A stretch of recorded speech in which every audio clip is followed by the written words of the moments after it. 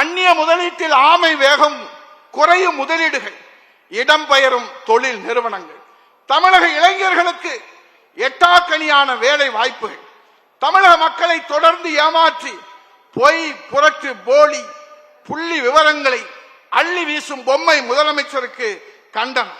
முன்மொழிபவர்கள் கழக அமைப்பு செயலாளர், நாமக்கல் மாவட்ட கழகத்துடைய செயலாளர், முன்னாள் அமைச்சர் அண்ணன் தங்கமணி அவர்கள், கழக அமைப்பு செயலாளர் தூத்துக்குடி வடக்கு மாவட்ட கழகத்துடைய செயலாளர் முன்னாள் அமைச்சர் கடம்பூர் ராஜு அவர்கள், கழக வழக்கறிஞர் பிரிவு தலைவர் வி எஸ் சேதுராமன் அவர்கள், கழக வர்த்தக அணி செயலாளர் முன்னாள் அமைச்சர் சீதா செல்லப்பாண்டியன் அவர்கள், வாலாஜாபாத் கணேசன் அவர்கள், அப்துல் ரஹீம் அவர்கள், பாலகிருஷ்ண ரெட்டி அவர்கள், அலெக்சாண்டர் அவர்கள், ரத்னசாமி அவர்கள், டாக்டர் ஆம்ப்ரோஸ் வில்சன் அவர்கள், வெங்கடாசலம் அவர்கள், கலைமாமணி சொல்லின் செல்வர் ஆவடிக்குமார் அவர்கள், வழி மொழிபவர்கள், அனைத்து பொதுக்குழு உறுப்பினர்கள். தமிழ்நாட்டில் கடந்த 4 ஆண்டுகளாக சிறுமிகள், இளம் பெண்கள் முதல் வயதான பெண்கள் வரை அனைத்து தரப்பு பெண்களுக்கும் பாதுகாப்பு இல்லாத சூழ்நிலை இருந்து வருவது வேதனை அளிக்கக்கூடிய நிகழ்வாகும். காவல்துறையை கையிலே வைத்திருக்கும் பொம்மை முதலமைச்சர் திரு ஸ்டாலினின் நிர்வாக திறனற்ற போக்கிற்கு கண்டனம். முன்மொழிபவர்கள்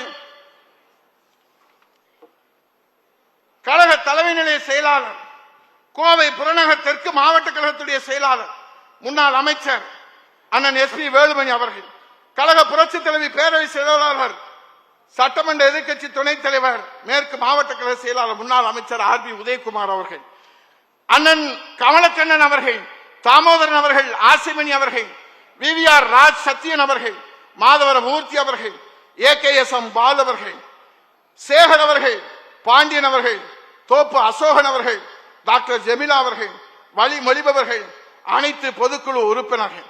என் அன்புக்குரியவர்களே, மக்களுக்காக மக்களாட்சி என்று கூறியவர் ஆபிரகாம் லிங்கன். ஆனால் இன்று தாய் தமிழ்நாட்டிலே ஒரு குடும்பம் ஆதிக்கம் செலுத்தி குடும்ப ஆட்சியிலே தமிழ்நாட்டிற்கு 4 முதலமைச்சர்கள் ஆட்சி செலுத்துகின்ற ஜனநாயக படுகொலை தினந்தோறும் நடைபெற்றுக் கொண்டிருக்கிறது. ஆனால் இங்கே இருக்கிற அரசியல் கட்சி தலைவர்கள் கண்ணை மூடிக்கொண்டிருக்கிறார்கள். ஆகவே மக்கள் வேறு எதை விரும்புகிறார்களோ இல்லையோ சுதந்திரத்தை விரும்புவார்கள். நம்முடைய ஒவ்வொருடைய சுதந்திரத்தையும் உறுதி செய்வதற்காக எப்படி இன்றைக்கு தரணியிலே தன்னை அர்ப்பணித்து உழைத்துக் கொண்டிருக்கிற தாய் தமிழ்நாட்டினுடைய ஒரே நம்பிக்கை புரட்சி தமிழர் ஐயா எடப்பாடியார் அவர்கள். ஹிட்லர், முசோலினி, இடியமன் போன்ற சர்வாதிகாரிகள் எல்லாம் ஒரு காலகட்டத்திற்குள்ளாக அவர்களுடைய அரசாட்சி அவர்களுடைய மக்களாலே தூக்கி எறியப்பட்டிருக்கிறது. அப்படித்தான் இந்த தமிழ்நாட்டிலே குடும்ப ஆதிக்கத்துடைய கொடுங்கோல் ஆட்சியை தூக்கி எறிவதற்கு காலம் கனிந்து வந்திருக்கிறது.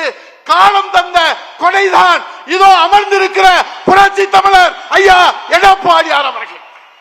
ஆகவே இந்த வரலாற்று சிறப்பு மிக்க பொதுக்குழுவிலே சாமானிய தொண்டரான என்னையும் இங்கே 1 முதல் 8 தீர்மானங்களை வாசிப்பதற்கு வரலாற்று வாய்ப்பினை தாய் அன்போடு தெய்வ அன்போடு வழங்கியிருக்கிற நம்முடைய வருங்கால முதலமைச்சர் புரட்சி தமிழர் ஐயா எடப்பாடியார் அவர்களின் பாதங்களிலே, தலைமை கழகத்தினுடைய நிர்வாகியுடைய பாதங்களிலே, உங்களுக்கும் பாதங்களை வழங்கி இந்த தமிழ்நாட்டினுடைய மனசாட்சி, இந்த தமிழ்நாட்டு மக்களுடைய மனசாட்சி, 8.5 கோடி தமிழ் மக்களுடைய மனசாட்சி, 6.5 கோடி வாக்காளருடைய மனசாட்சி எடப்பாடியார் எடப்பாடியார் எடப்பாடியார் என்கிற அரசாட்சி அரசாட்சி அரசாட்சி என்று சொல்லி, அதனால்தான் உண்மையை புரிந்து கொண்ட உளவுத்துறை மூலமாக உண்மையை புரிந்து கொண்ட ஸ்டாலின் 2.5 கோடி வாக்குகள் பெற்றால் போதும் என்று சொல்லி இருக்கிறார்.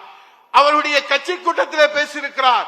இதோ 8.5 கோடி தமிழர்களும் புரட்சி தமிழர் ஐயா எடப்பாடியார் பின்னால் அணிவகுப்பதற்கு இந்த பொதுக்குழுவே சாட்சி என்று சொல்லி வணங்கி விடைபெறுகிறேன். நன்றி, வணக்கம்.